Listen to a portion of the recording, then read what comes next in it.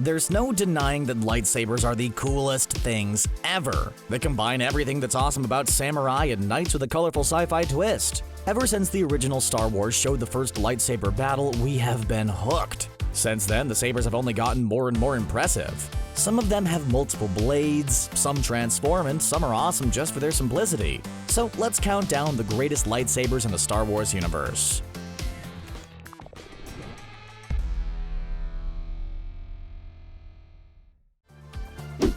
One of the biggest problems Star Wars Rebels seemed to have was that it didn't have the awesome villains Clone Wars did. Sure, Vader was an occasional guest, but you can't really start with him. The show solved this problem pretty early by introducing us to the fearsome Inquisitors. For those that haven't seen the series, the Inquisitors are the Emperor's Force-sensitive soldiers sent to hunt the remaining Jedi. The leader of this group was the deadly Grand Inquisitor. Voiced by Lucius Malfoy actor Jason Isaacs, he proved himself worthy of other villains like Maul and Vader. A large part of this was his lightsaber choice. At first, his saber just seemed like a standard double-bladed version. Turns out the Inquisitor likes to use a different style of weapon though. Not only does it have two different blades, but it also spins like a helicopter. The look is definitely cool, but it's hard to imagine in a live-action scenario. Some things are better left for the small screen. It's pretty fair to say that things were stacked against Rebels star Ezra Bridger. For starters, we knew that he was destined to fail. If Bridger succeeded in overthrowing the Empire with the crew of the Ghost, there wouldn't have been any need for Luke Skywalker. After several seasons though, Ezra Bridger managed to leave a lasting impression on the Star Wars universe. One of the coolest things about him in the early days was his lightsaber. Most sabers have only one purpose. They cut things, but not much else. Ezra's was more versatile. His blade, which was made from spare parts, featured a cool blaster function. Ezra didn't have a Jedi temple to train him, or Skywalker blood in his veins. This meant he had to compensate a bit in his earlier days. The stun blaster allowed him to switch things up in a confrontation. The blade ultimately met its untimely end against Darth Vader. Still, few lightsabers have begged to be made into toys like Ezra's, even if it did look a bit like a high-tech staple gun. Ahsoka Tano faced a similar uphill journey to Ezra Bridger. When the first Clone Wars movie came out, fans weren't very fond of Anakin's new Padawan. Fans thought that she was annoying and that she contradicted established canon. Who would have thought that she would end up as the Clone Wars' most beloved character? When the show was cancelled, the worst part was that we'd never find out what happened to her. Revenge of the Sith's ending showed most of the galaxy's Jedi meeting a grisly end. It looked like we'd never know if Tano was a survivor or not. Luckily, she showed up in Rebels with a new philosophy and new weapons. She was no longer a Jedi, but she was still a Force user. This change was most evident with her white lightsabers. The sabers are definitely unique, but the coolest part about them was how they were made. She pulled the Kyber crystals from the Sixth Brother's red saber and purified them. It's a shame she couldn't do that to Anakin. Too soon? The first trailer for The Force Awakens blew everyone's mind. It was the first of Disney's new additions to the Star Wars mythos. Every frame of the trailer was obsessed over, but one part got a lot more attention than anything else. We get a short glimpse of Adam Driver's Kylo Ren from behind. He marched through a snowy forest, pulled his lightsaber, and ignited it. Unlike all other sabers, this one had laser crossguards. The internet went crazy debating whether this was a practical choice or a ridiculous one. Many argued that the blade would be more harmful to the user than to the opponent. Kylo proved the haters wrong when he faced First Order traitor Finn in combat. While the two were locked in a classic saber grapple, he was able to cut into Finn's shoulder with his crossguard. This was a pretty impressive moment that essentially validated his saber's awesomeness. Unfortunately, this was undercut by Kylo immediately losing to Rey like 10 minutes later. Things got real in Genndy Tartakovsky's original Clone Wars series. Once Asajj Ventress challenged Anakin to a lightsaber duel, the show finally reached the epic heights of the films. It seemed like the end of her character when Anakin dropped her down a ravine, but she wasn't done yet. Turns out a lot of Sith get dropped down ravines. The Emperor, Darth Maul, and Ventress all did. Apparently, considering 2 of the 3 are confirmed to have survived those falls, with old palpy-looking Prem to appear in Rise of Skywalker, Sith are pretty accustomed to ravines at this point. Her lightsabers in the original were basically just copies of Dooku's weird curved saber. When she arrived in the new series, she got an upgrade. Also, she got pupils, which really helped her look. The new lightsabers were still curved like Dooku's, but they could be put together into a double blade. She was basically like Darth Maul and Count Dooku combined. Her Clone Wars sabers were pretty cool, but she actually had cooler sabers in a video game. In the original Battlefront 2, she had lightsabers conjoined by a small cord. They were basically lightsaber nunchucks. She was just like that viral video of Bruce Lee in Enter the Dragon with lightsaber effects. It really doesn't get cooler or more impractical than lightsaber nunchucks.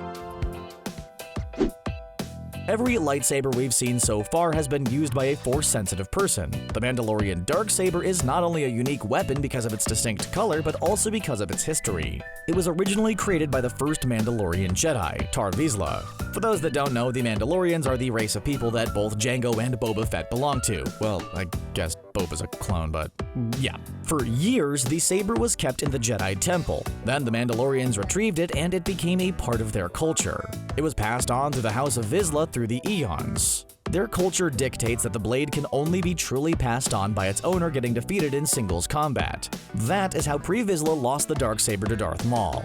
The story of the Darksaber isn't over either. The last we saw of it in the Clone Wars era, Maul was still in possession of it. When the final season airs and Maul finally has his true rematch with Obi-Wan, we'll see how he loses the blade, and how it eventually ended up in the hands of Sabine in Star Wars Rebels. Here's to hoping it also makes an appearance on The Mandalorian. Would it be too much to ask for a live-action Bo-Katan as well? The Empire Strikes Back shocked fans of the original film by ending on a pretty massive downer. Han Solo was frozen in carbonite, Luke Skywalker lost his hand, and the iconic blue lightsaber was evidently gone forever. Return of the Jedi turned things around by bringing our intergalactic buddies back together again. Han was unfrozen, Luke had a new hand, and R2 got to finally live his dream of being a space barge waiter. What, do you not understand R2 beeps?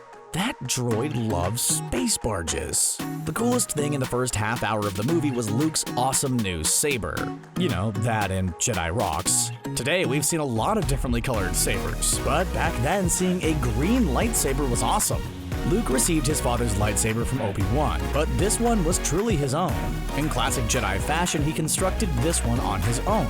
He found most of the parts here and there, but had to return to Obi-Wan's hut to finish the blade. There's even a deleted scene in the movie which shows him igniting it for the first time. It was the perfect symbol for his new status as a proper Jedi. Too bad it probably ended up in a lake next to his X-Wing in Ahch-To. Still, if his original one survived getting tossed down a ravine, surely someone could retrieve this one.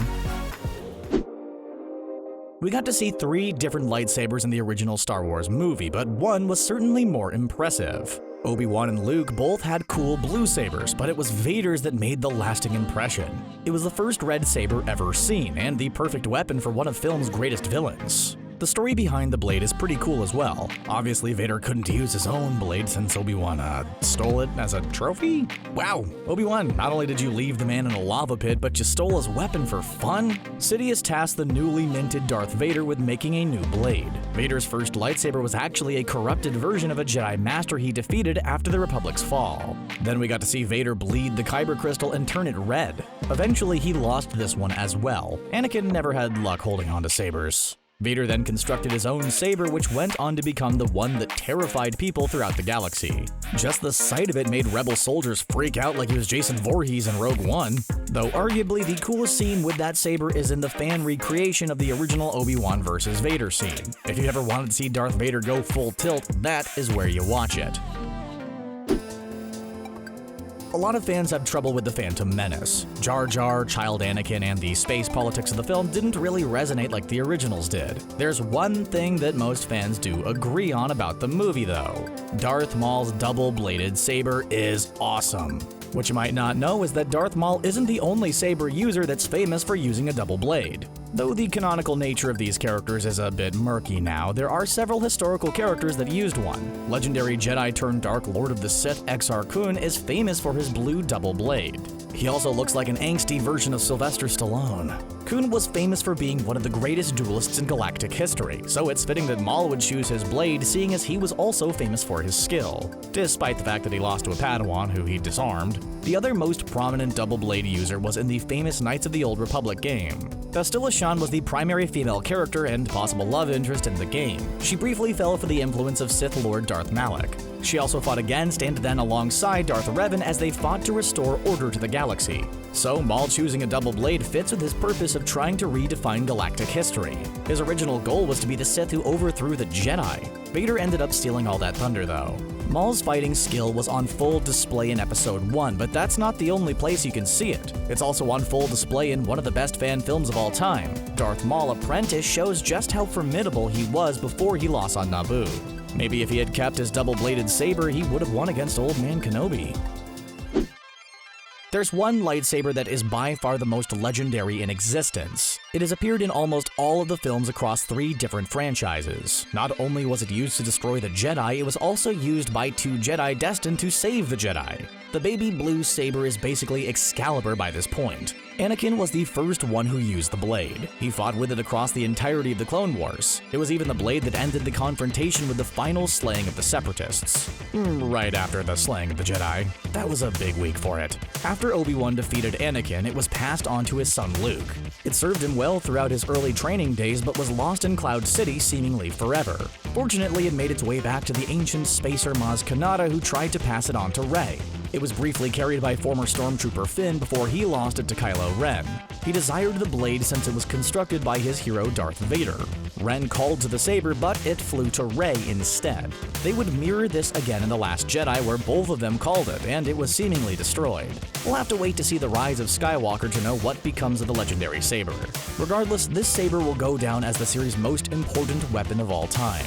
It was the one that started it all. There you have it, all your favorite lightsabers ranked. Which was your favorite? Let us know in the comments, and don't forget to like and subscribe.